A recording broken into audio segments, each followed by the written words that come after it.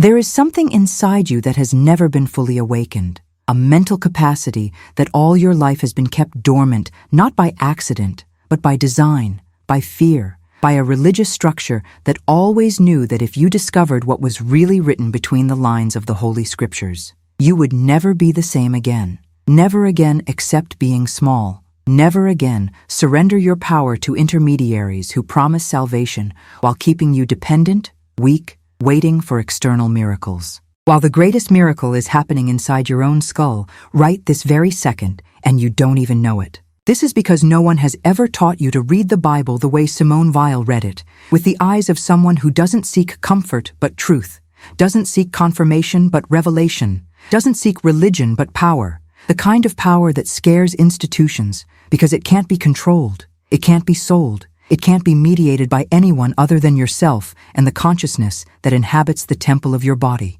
Have you ever wondered why Jesus said the kingdom of God is within you, but every church you know insists you need them to achieve it? Have you ever wondered why the scriptures repeatedly talk about renewal of the mind, transformation through the mind, the power of thought, but this is rarely taught with the seriousness and practicality it deserves? Have you ever noticed how certain biblical passages about consciousness, attention, and mental power are always interpreted metaphorically, as if they were just spiritual poetry, when in fact they can be literal and extremely practical instructions on how to activate latent capabilities of your mind that most people die without ever having accessed? Simone Weil, this Jewish French philosopher who had profound mystical experiences with Christianity but refused baptism because she saw truths in the scriptures that no institution could contain, spent years investigating not just what the Bible says, but what it really means when it talks about mind, about attention, about the radical transformation that happens when you finally learn to think the way you always should have thought, but were systematically taught not to think. And what she discovered will make you reread every verse you think you know, will make you question every sermon you've ever heard, will make you realize that maybe, just maybe, the most powerful knowledge in the Bible was deliberately obscured, not by evil conspiracy, but because those who held religious power knew intuitively that people awakened to their own mental power don't need hierarchies, they don't need intermediaries, they don't need external control because they found the true temple, the true church, the true altar within their own consciousness. And if you feel that these words are touching something deep that has always been there but never been allowed to awaken, if you feel that there is a version of yourself that knows things that your conscious mind has not yet reached, then subscribe to this channel now, because let's delve together into territories that organized religion prefers to keep veiled. Let's read the Bible not as obedient believers, but as courageous investigators. Let's follow in the footsteps of Simone Weil through the scriptures until we find that which has always been hidden in plain sight, the reserved knowledge about activating mental power that can completely transform not just how you think, but who you are. And you definitely won't want to miss what comes next, because every word from here on out is a step deeper into the temple of your own mind. Every concept is a key that can unlock doors you didn't even know existed within you. The first thing you need to understand, the foundation on which everything else is built, is that when the Bible talks about mind, it is not talking about the physical organ inside your skull. It is not talking about neurons and synapses, although they are the necessary hardware. It is talking about something that Simone Weil called attention, but not attention in the superficial sense of paying attention in class or focusing on work. She was talking about a quality of consciousness so rare, so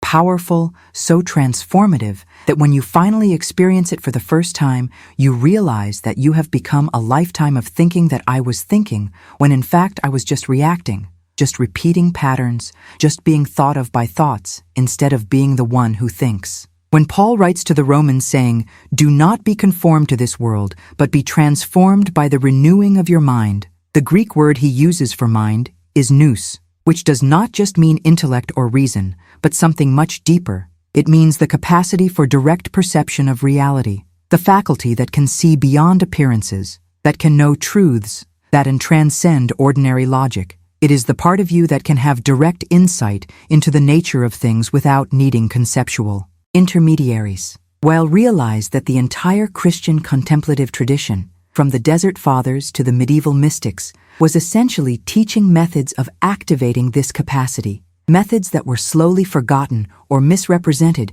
as Christianity became institutionalized, became politicized, became more about social control than about individual awakening. You carry within you at this very moment a capacity for consciousness that has never been fully activated, as if there was a mental muscle that had atrophied due to lack of use, or rather, a muscle that you didn't even know existed because no one ever taught you that it was there or how to exercise it. The Bible is full of references to this awakening, to this radical transformation of the mind, but they have been interpreted in ways that remove the practical power and turn it into an abstract doctrine, into a future promise, into something that God will do for you rather than something that you can learn to do with the consciousness that God has already given you.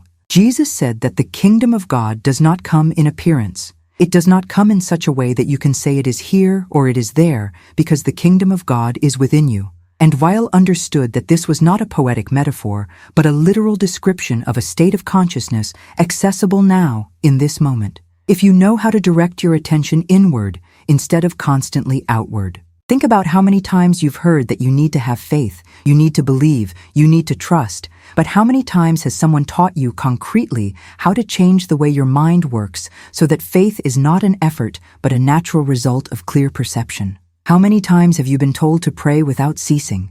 But have you been taught that praying without ceasing does not mean repeating words, but means maintaining a particular state of vigilant attention throughout the entire day? How many times have you been told about dying to yourself, about crucifying the ego, about losing your life to gain it, but explained to you that these are not just moral exhortations, but descriptions of specific mental processes that you can learn to carry out deliberately? The pain you feel now, this feeling that there is something more that you should be accessing but can't, this frustration of having read the Bible dozens of times and still feeling like you are missing something essential. This persistent intuition that there are levels of meaning in the scriptures that no one around you seems to be realizing or at least isn't teaching you. This anguish of knowing that Jesus promised you that you would do greater works than His, but you can barely control your own thoughts for 5 minutes at a time. This pain is not a sign of spiritual failure, but a sign of something awakening within from you, something that recognizes the difference between religion as a system of control and spirituality as an activation of latent power. Simone Weil felt this same pain with an intensity that almost destroyed her. She, who was raised in a non-practicing Jewish family, who rejected religion for years as an outdated superstition, who suddenly, at the age of 28, had a mystical experience so profound during a visit to the Chapel of Assisi that it completely transformed her understanding of reality. But even after that experience, even after studying Christianity with a devotion that impressed even priests, she refused baptism, because she saw that accepting to be baptized would mean accepting being contained by an institution, would mean agreeing to interpret her experiences through approved filters, would be to betray the naked truth she had encountered in favor of the domesticated version of that truth. She understood that the Bible, when read with true attention, with the mind that Paul describes as renewed, reveals not a system of beliefs to be accepted, but a set of mental practices to be carried out. Not promises about life after death, but instructions about how to die psychologically in this life so that something greater can be born where before there was only ego-defending territory. Institutional religion cannot teach this because institutions need dependence to survive. They need you to believe that salvation comes through them, that grace is distributed through their sacraments, that truth is mediated by their authorities. But what the Bible really teaches, what Weil clearly saw, is that you already have direct access to everything you need. You already carry within you the complete temple. You already have the capacity for attention that transforms, for consciousness that heals, for a mind that, when finally renewed according to the pattern Paul describes, can literally change your perception of reality so radically that it is as if you were born again, not metaphorically but experientially, not in some heavenly future but now, in present consciousness, in the only place where life really happens. You are about to go deeper, to places where most do not have the courage to go because it means questioning everything you have been taught about spirituality. It means admitting that perhaps you have spent years seeking power outside of yourself when it has always been inside waiting to be activated. The first descent is into the story of what was lost, of how the practical knowledge of mental activation that the early Christians possessed was gradually obscured. And that story will show you not only what was lost, but why it was lost, and how you can begin to recover it. In the first 3 centuries of Christianity, before it became the official religion of the Roman Empire, before Constantine, before the councils that defined orthodoxy and heresy, there existed a diversity of practices and interpretations that today would be considered disturbing for their freedom, their experimentation, their emphasis on direct experience versus imposed belief. The Desert Fathers, those monks who retreated to solitude in the Egyptian desert in the 3rd and 4th centuries, were not fleeing the world out of despair, but were creating laboratories of consciousness, places where they could experiment with attention, with silence, with fasting, with prolonged wakefulness, testing the limits of the human mind and discovering abilities that seemed miraculous to outside observers, but which they knew to be natural when certain internal conditions were created. Evagrius Ponticus,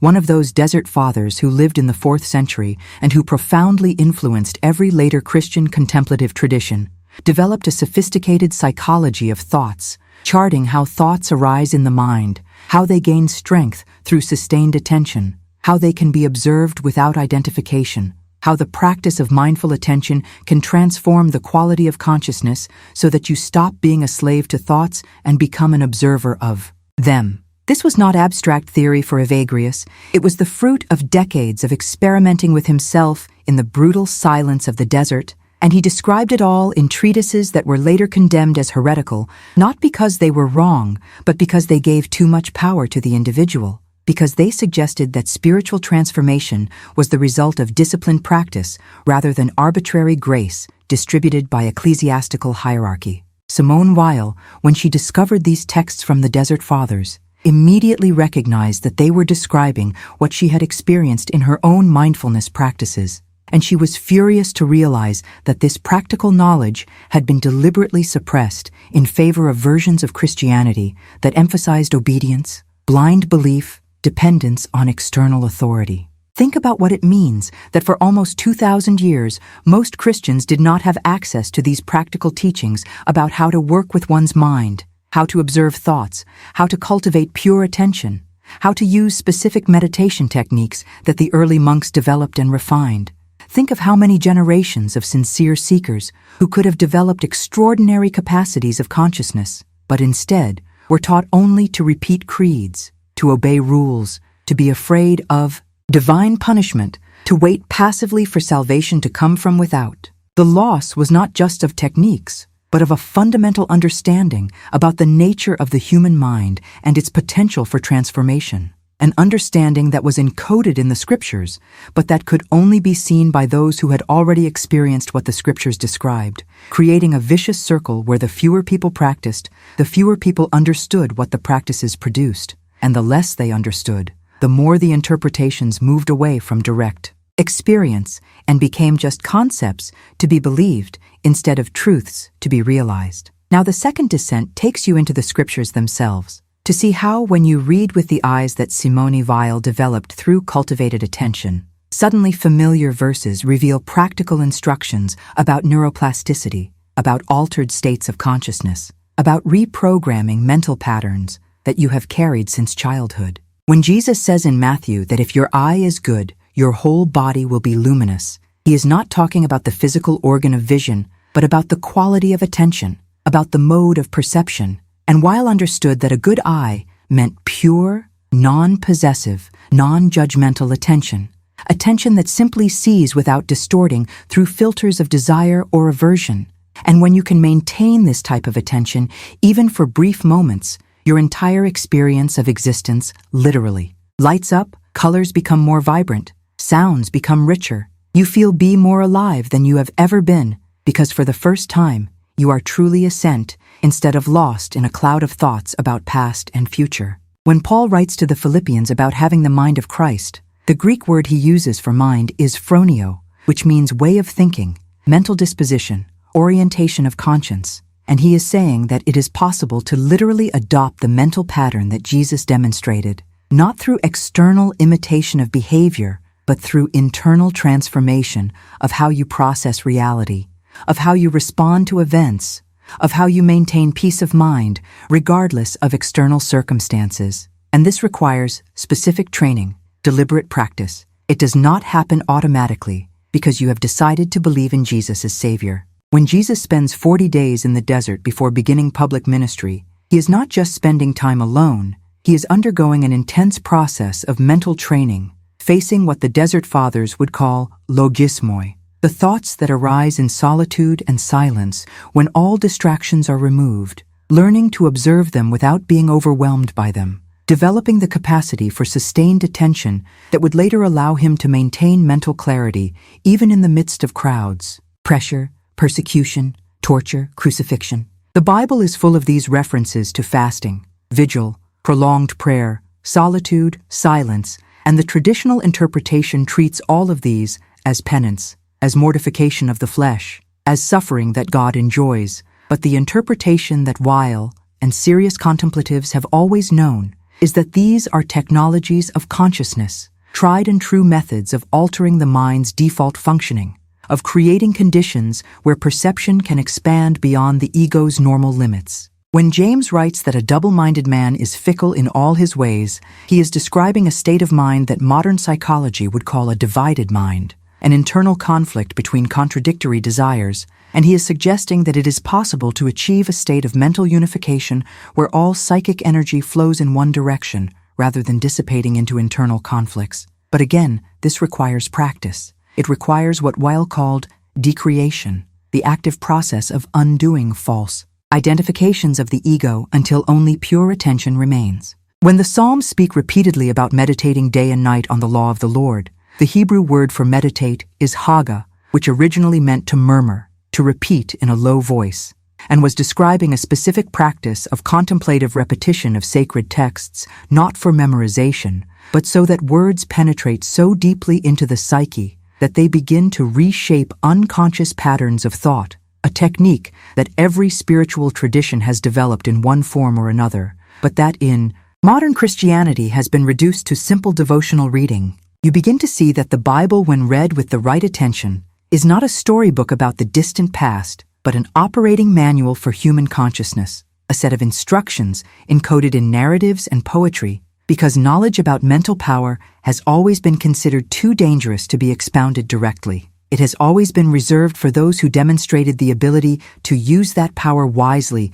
rather than simply inflate it for egoic purposes. The third descent takes you into even more disturbing territory, to see how your own relationship with thought has been completely inverted, how you have been taught that you are your thoughts when in fact you are that which observes thoughts. And this inversion is no accident, but the result of an educational and religious system that needs you to identify completely with mental content, because thought-identified people are easily controlled, easily manipulated, easily kept in states of fear, and desire that benefit those in power. Simone Weil was brutally clear about this. She saw that most people live in mental prison without even knowing they are trapped, because the bars are made of thoughts that they believe are themselves, of narratives about identity that they defend as if they were a matter of life and death, when in fact they are just stories that the mind tells, stories that can be questioned, deconstructed, abandoned. When Jesus says in John that you will know the truth and the truth will set you free, he is not talking about theological or doctrinal truth, but about direct truth about the nature of the mind, about the illusion of identification with ego, about the possibility of existing in a state of freedom, where you are no longer a slave to every thought that arises. Well, called this objectless attention, a rare state of consciousness where you are completely present, but not fixated on any particular content. You are not chasing any desire or running away from any fear. You are simply being. And she said that this state of attention, pure prayer, is true prayer, much more effective than any verbal petition, because in this state, you are in direct contact with reality instead of being lost in mental constructions about reality. But reaching this state requires that you first realize how completely identified you are with thoughts, how much you believe that every thought that passes through your mind is true about you or the world, how much you defend certain ideas as if they were your essence when in fact they are just learned patterns, social programming, crystallized memories. Paul talks about renewing the mind precisely because the mind you have now was formed by conditioning, by trauma, by cultural pressure, by the need to survive in environments that were often hostile, and this conditioned mind is not your true mind, but an adapted, defensive, limited version of the mental capacity that you really possess. Renewing the mind literally means undoing old conditioning and creating new neural patterns, a process that modern neuroscience now confirms is entirely possible through neuroplasticity, the brain's ability to reorganize itself throughout life, but which has always been known to serious contemplatives who dedicated years to specific practices of attention and mental observation. When you begin to practice observation of thoughts, when you simply sit silently and watch thoughts come and go without grasping them, without following them, without identifying with them, something extraordinary happens. You begin to perceive space between you and the thoughts. You realize that there is consciousness observing thoughts, and that this observing consciousness is not affected by the content of the thoughts, in the same way that a screen is not affected by the film being projected onto it. This discovery is simultaneously liberating and terrifying because it means that much of what you thought was you is not you. It is just content passing through. And if you are not those thoughts, if you are not those emotions, if you are not those memories or those expectations about the future, then who or what exactly are you? And this question, this fundamental question that emerges when you begin to practice true attention, is exactly the question that Jesus was asking when he asked, "Who do men say the Son of Man is, and then, who do you say that I am?" He was forcing the disciples to confront the difference between conceptual identity, what others say you are, and experiential identity, what you discover when you look directly within with radical honesty. But before we go even deeper, before we explore the specific practices that Simone Weil developed and how you can start applying them today to activate mental abilities that have been dormant your entire life, I need to pause here for a moment and ask you an important question. From what part of the world are you watching this video right now? From what city? From what country are you seeking this knowledge about mental power and spiritual transformation that most organized religions do not teach you? Leave your location in the comments below, because there is something profoundly beautiful in knowing that right now, spread across the entire planet, there are seekers like you who are not satisfied with superficial answers, who want truth even if it is disturbing, who are willing to question everything they have been taught in search of direct experience of the sacred. And Simone Weil, wherever her consciousness is right now, would be smiling to see that her insights continue to reach souls brave enough to follow where she went. So tell me where you follow us from, and let's continue this journey together. Because what comes now is where everything we discussed until here, it becomes practical. It becomes something you can start doing today to begin the process of mental activation that the Bible describes, but that few actually undertake. Now you are ready to see what can only be seen when you completely stop accepting secondhand interpretations and start reading the scriptures with direct attention, with the renewed mind that Paul describes.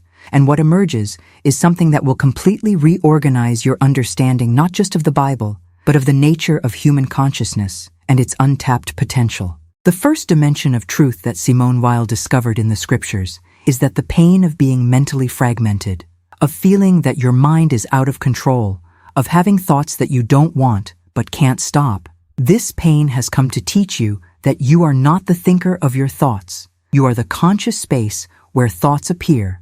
And this distinction is not a philosophical subtlety with no practical importance, but is literally the key that can unlock the mental prison where you live without knowing that you are trapped. Jesus in the Sermon on the Mount says, "Do not walk IOUs about your life, about what you will eat or drink, or about your body, about what you will wear." And the typical reaction to this command is to think that Jesus is being unrealistic, that of course you need to worry about basic needs. But what he is really saying, what Weil understood perfectly, is that there is a difference between practical planning that comes from present attention and anxiety, that comes from compulsive thinking about the future. And that anxiety not only doesn't help you at all, it actively prevents you from seeing clearly what really needs to be done. When you are anxious, your mind is in the future imagining disasters. When you are ruminating about the past, your mind is reliving traumas or old glories. In both cases, you are not present. You are not attentive to the only moment where life really happens.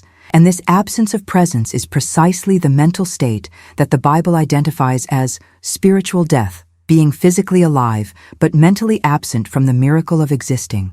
Weil spent years practicing a form of attention that she learned partly from Plato, partly from the Christian mystics, partly from her own experimentation in silence. And she discovered that when you maintain pure attention in the present without allowing thoughts to drag you into past or future, something in you that was dormant begins to awaken. You begin to perceive levels of reality that were completely invisible when you were identified with a constant stream of thoughts. She said that attention is the rarest and purest form of generosity, and she meant that when you give something or someone your undivided attention with no admixture of judgment, no projection of your needs or fears, no hidden agenda, you are offering a precious gift. Because in the modern economy of fragmented attention, that kind of pure presence is almost non-existent. Think about how many conversations you've had where you were physically present but mentally absent, planning what you would say next, or mentally checking your to-do list, or simply waiting for the person to stop talking so you could speak. Think about how many beautiful experiences you completely missed because you were thinking about them instead of living them. Think about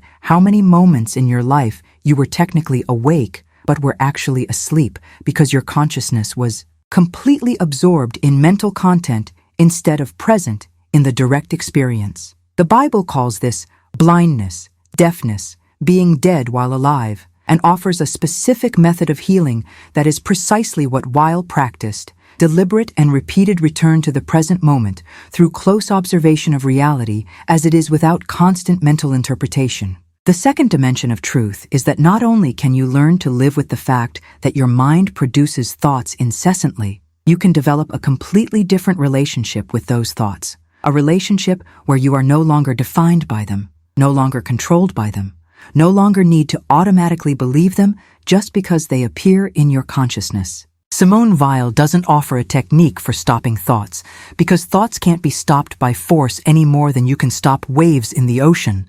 But you can learn not to be knocked over by every wave.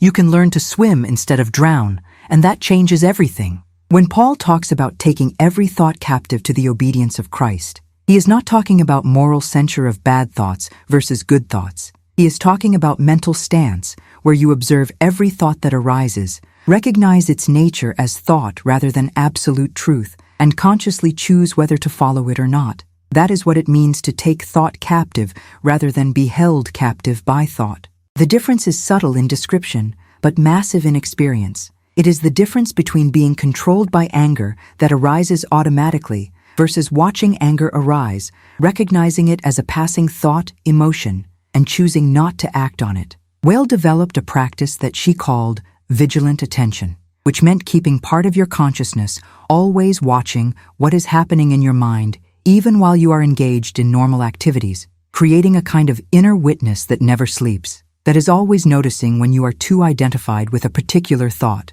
when you are lost in narrative, when you are reacting automatically instead of responding consciously. This is not schizophrenia. It is not pathological dissociation. It is precisely the mental state that Jesus demonstrated when he could be crucified and still forgive those who killed him, when he could face temptation in the desert and respond with clarity instead of being dragged by desire or fear, when he could be in the midst of a chaotic crowd and still perceive the energy of a woman touching the edge of her cloak. He was constantly operating from a place of present attention rather than automatic reaction. And this was not a divine gift unique to him, but a human capacity that he developed to its fullest and then taught others to develop. The tragedy is that instead of teaching how to develop this capacity, churches taught that only Jesus could do this because he was God, thus removing the possibility of practice and transforming Jesus into an idol to be worshipped instead of an example to be followed. Will saw this distortion as a fundamental betrayal of the original teaching. Transforming an imitable model into a unique divine exception is ensuring that no one will ever really try to do what Jesus did, will really try to develop the level of attention and mental presence that he demonstrated. When you practice observation of thoughts consistently, When you take even 10 or 15 minutes a day to simply sit and observe what comes into your mind without judgment and without identification, you begin to notice patterns that were completely invisible before. You realize that certain thoughts are triggered by certain situations in completely predictable ways. You see that many of your thoughts are not original, but are repetitions of things you have heard from parents, teachers, the media. You recognize that there are thoughts that serve to protect you, but in doing so also limit you, keep you small, they prevent us from taking risks, from growing, from changing. And with that recognition comes power of choice, power to question thoughts instead of automatically believing them, power to deliberately create new mental patterns instead of simply accepting the ones that have been programmed into you without your permission. The third dimension of truth that can only be seen when you stop running away from actual practice is that there is something paradoxical and inexplicable that happens when you practice pure attention consistently for long enough, something Weil called grace. Not in the traditional religious sense of arbitrary divine favor, but in the sense of something that emerges from the process of sustained attention itself, something that cannot be forced or sought directly, but that appears as a gift when internal conditions are right. She described moments in her practice where suddenly the separation between observer and observed disappeared, where pure attention became so total that there was no longer anyone being aware, but just attention happening. And in those moments, she experienced what mystics of all traditions describe: a sense of union with something much greater than individual ego, a presence of love that has no specific object but simply is, clarity about the nature of reality that comes not through reasoning, but through direct perception. Paul tried to describe this when he talked about being caught up to the third heaven, where he heard ineffable words that it is not lawful for man to speak. He was describing an altered state of consciousness that results from deep contemplative practice, not a random supernatural event, but the natural result of specific techniques taken to the limit. Weil warned that you cannot seek these experiences directly, because the very act of seeking comes from the ego and strengthens ego rather than dissolving it. She said that you practice pure attention not to have special experiences, but to see reality as it is. And if grace comes, it is because space has been created for it by decreating the egoic structures that normally fill all consciousness, but you cannot control when or if it will come. Weil's brutal honesty about this is refreshing in the midst of inflated spiritual promises. She didn't promise that if you meditated for, when you read in the Gospel of John that the wind blows where it wants and you hear its voice, but you do not know where it comes from or where it is going. So is everyone who is born of the Spirit. Precisely this is being described, the impossibility of controlling or predicting movements of what Weil would call grace. You can create conditions through practice, but you cannot force results. You can prepare the ground, but you cannot make the seed grow by force of will. Some who practice pure attention for years have profound transformative experiences. Others have only increased mental clarity and greater peace, but not dramatic mystical experiences. And both results are valuable. Both are ways of activating latent mental power. Both are far beyond what most people experience because most never practice seriously. The important thing is to understand that the Bible, it is not promising specific experiences, but is offering paths of practice. It is saying that there are tested methods of working with consciousness that can completely transform your experience of being alive. And these methods work because they are based on how human consciousness actually operates rather than on desires or theories about how it should operate. And now that you have seen what can be seen, when you stop accepting ready-made interpretations and start investigating directly, now that you understand that the Bible contains practical knowledge about mental activation, but that knowledge only reveals itself to those who practice it, there remains only one crucial question: how do you actually live it? How do you integrate these truths into chaotic everyday life instead of simply admiring them as beautiful but impractical ideas as you begin? Today, regardless of how fragmented your mind seems to be at this moment, Simone Weil not only philosophized about attention and decreation, she developed concrete practices that anyone can start doing, and it is these practices based on biblical wisdom read with fresh eyes that can make the difference between continuing to be a slave to one's own thoughts or beginning the journey of mental liberation that scriptures have always pointed out, but that institutional religion rarely teaches. The first practice is so simple that you can begin immediately, but so profound that it can take up a lifetime of refinement. Weil called it attentional prayer, and it does not require you to believe in God in the traditional theological sense. It only requires that you be willing to give something your full attention for a period of time without judgment and without wanting it to be other than what it is. Choose a simple object. It could be breathing, it could be the feeling of your feet on the ground, it could be the sound of birds, it could be anything that is present now, and for just 5 minutes keep your attention on that object. Every time you notice that your mind has wandered to thoughts about the past or future, gently and without self-criticism, bring your attention back to the object. Don't try to stop thoughts. Don't fight distractions. Simply notice when attention has strayed and return.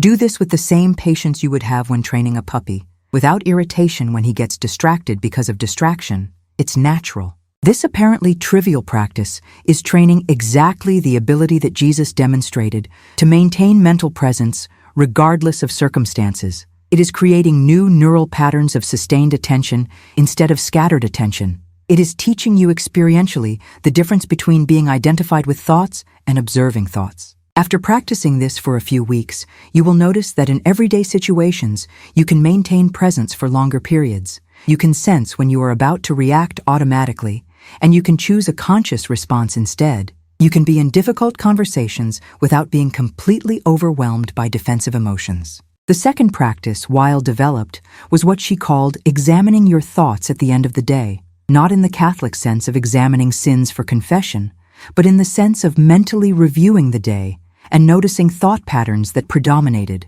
when you were present versus when you were lost in narrative. Which situations triggered automatic reactions, where there was space between stimulus and response, versus where you reacted instantly without choice. Doing this for just 10 minutes before bed, without moral judgment, but with scientific curiosity, is like creating a map of your own psyche. You begin to see territory that was previously unconscious. You begin to recognize mental traps before falling into them. You begin to have agency over mental life instead of being completely controlled by automatic patterns. Paul talks about examining oneself, about testing everything and holding fast to what is good, and these were not vague moral exhortations, but practical instructions about disciplined self-observation. The third practice is more challenging, but potentially more transformative. Weil developed it based on the biblical concept of fasting, but expanded beyond just food. She practiced fasting from narratives, from conclusions, from certainties, deliberately suspending judgment about situations and people for specific periods of time, observing the impulse to have an opinion about everything and resisting that impulse, creating mental space where there is no immediate answer, there is no comfortable, explanatory story, there is just presence in the face of mystery.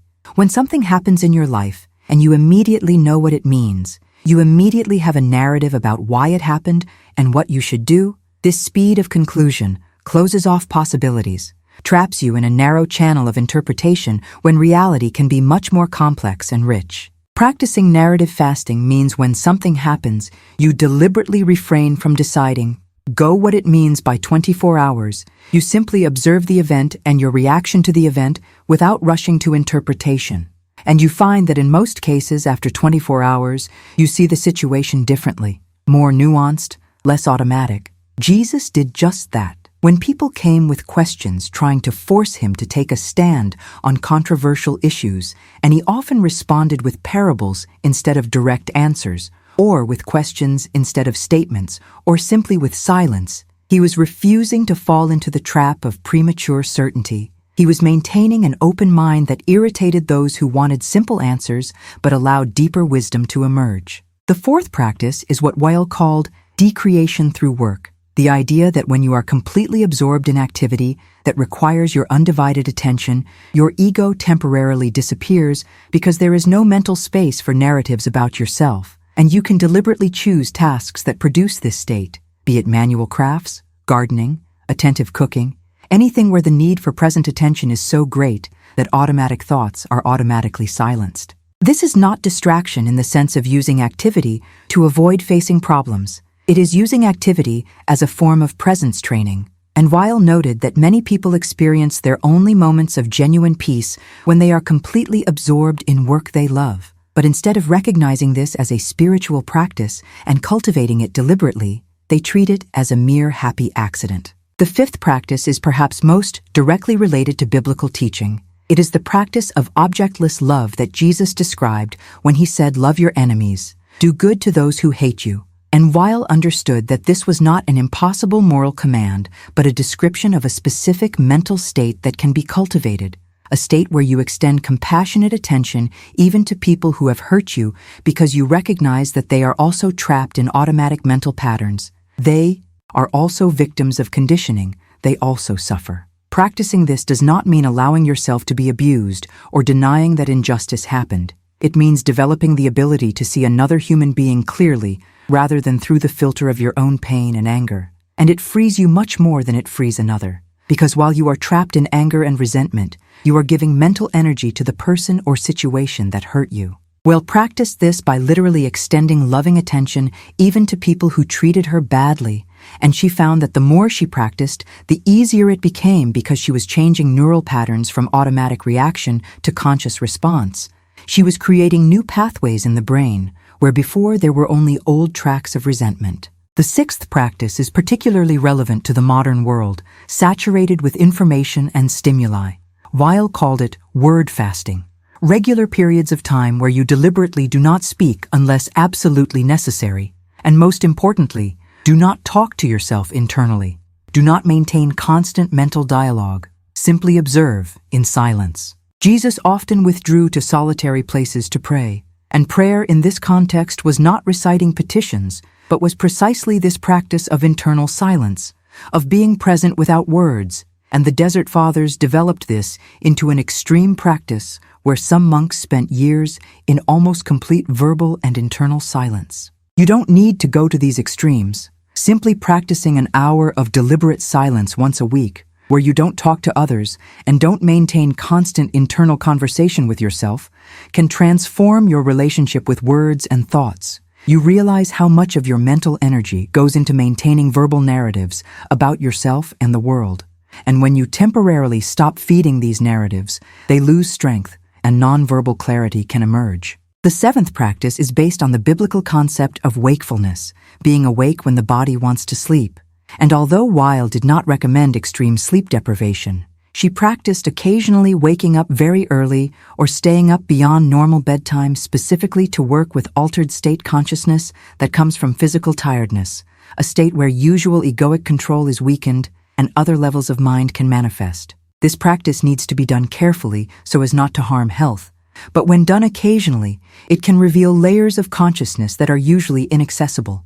It can bring insights that the ordinary rational mind filters. It can allow deep questions of the soul to be heard without interference from habitual mental defenses. The eighth and final practice is a synthesis of all the others. It is what Weil called living the question instead of scaring answers, is making your entire life an ongoing experiment in attention and presence, is treating each moment as an opportunity to practice rather than as a problem to be solved, is transforming everyday existence into a spiritual laboratory where you are constantly observing, learning, refining your understanding of how consciousness works. This does not mean making life too serious or too dark. It means exactly the opposite.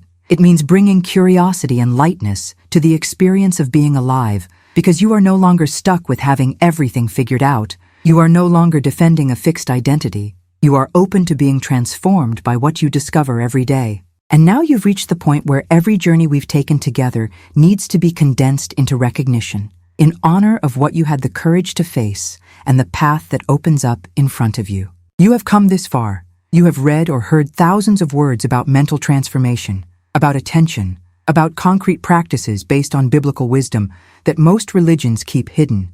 And the fact that you have remained present until this final moment already says something profound about who you are. It says that you are one of the few people who is not satisfied with superficial answers, who does not accept believing blindly when you can experience it directly, who has the courage to question everything you have been taught if questioning leads to the deeper truth. Simone Weil would say that you are among the rare few who have chosen to awaken rather than continue to sleep comfortably, and that awakening begins not with grand dramatic events, but with a simple decision to pay attention to what is actually happening, rather than living lost in thought about what is happening. The mind you have right now is not the mind you will have 6 months from now. If you consistently practice what we discussed, neuroplasticity ensures that every time you practice pure attention, every time you observe thought without identifying with it, every time you choose presence over automatic reactivity, you are literally rewiring your brain, creating new neural patterns, strengthening capabilities that were atrophied, activating mental power that has always been there but never consciously developed. The Bible, when dealing with eyes that Simone Weil developed through disciplined practice, is not a collection of ancient stories about other people, but an operating manual for her own consciousness, a set of codified instructions on how to access mental states that completely transform the experience of being alive, how to develop capacities for attention and presence that seem superhuman but are in fact completely human but rarely realized. The reserved knowledge was not hidden because someone maliciously wanted to keep it secret, but it was reserved in the sense that it can only be truly understood by those who practice. It only reveals itself to those who are willing to do the inner work of consistent observation, of honest questioning, of vulnerable openness to truths that can dismantle the comfortable but limited identity that you have built over years. If you have felt something shifting within you during this time we spent together, if some truth here has resonated with a deep part of your soul that you barely knew existed but is suddenly waking up and asking to be heard, if you recognized in Weil's description something that you have always intuited but never had the words to express, then leave a like on this video because it shows me that these words are reaching exactly those who need them. They are finding those who have the courage to look beyond the surface of organized religion and seek direct experience of the sacred. And if subscribe to the channel so we can continue this journey together, because there is much more to explore. There are other dimensions of biblical wisdom that remain practically unknown. There are other mental activation practices that can be developed. There is a growing community of serious seekers who are not satisfied with fast-consuming spirituality, but want real transformation, even if it is difficult, even if it demands everything from you. You don't have to walk this path alone. There are others who are doing the same mindfulness work, the same presence practice, the same courageous awareness inquiry, and there is strength in knowing that we are not isolated in this quest, but are part of a lineage that runs from the Desert Fathers through Simone Weil to today, a lineage of practitioners who chose direct experience over borrowed belief, who chose transformation over conformity, who chose waking up over sleeping more comfortably. The mental power that the Bible describes is not fantasy. It is not empty metaphor. It is not a promise of some heavenly future. It is real capacity accessible now through disciplined practice of attention, through honest work, with one's own conscience, through the courage to question every thought that arises and ask if it is true or just old conditioning repeating itself. Simone Weil lived only 34 years. But in that brief time she went deeper into the nature of human consciousness than most go in a lifetime. She did not accept ready-made explanations, but investigated directly. She did not settle for comfortable religion, but sought truth even when truth was disturbing. She did not promise that it would be easy, but she showed that it is possible, that mental transformation that scriptures describe can happen when you are willing to do the work. When you stop waiting for change to come from outside and start cultivating change through sustained attention turned inward. You now have a map. You have concrete practices that you can begin today. You have an understanding of why these practices work and what to expect as you continue. But no words I write or speak can replace direct experience that comes from real practice, from sitting silently and observing your own mind day after day, from choosing presence over automatic reaction moment after moment, from cultivating pure attention even when everything around you conspires to fragment your consciousness. The choice is yours. It has always been yours. No one can do this work for you. No one can give you present attention as a gift. You have to cultivate it through patient and consistent practice. But the reward is freedom that scriptures promise. It is renewal of mind that Paul describes. It is kingdom of God within you that Jesus repeatedly pointed out. It is activation of the mental power that has always been latent, waiting for you to finally stop searching outside and look within, with radical honesty and undivided attention. Simone Weil would say that you are not seeking to add something new to yourself, but you are removing layers of conditioning, of automatic thoughts, of false identifications, until there is only pure awareness, objectless attention, a presence that does not depend on external circumstances because it has found an internal source of clarity and peace. Keep practicing, keep observing, keep questioning, keep awakening, because the world desperately needs people who not only believe in transformation, but who have actually transformed themselves, who don't just talk about mind power, but who have developed that power through dedicated practice, who don't just read about mindfulness and presence, but who live from those states, lighting the way for others who come after seeking the same truth that you had the courage to seek.